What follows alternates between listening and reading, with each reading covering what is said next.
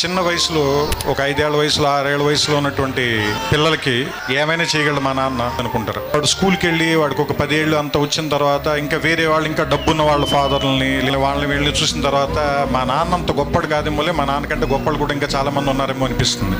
15 ఏళ్ళు దాటి 18 ఏళ్ళు అవి వస్తున్నప్పుడు నాన్న సిగరెట్ కాల్చొద్దురా లేదా బాగా చదువుకోరా ఇలాంటివన్నీ చెప్పినప్పుడు మా నాన్నకి సరిగ్గా తెలియదు అనుకుంటా బతకటం, అందుకని ఇలా అయిపోయాడు అనుకుంటాడు.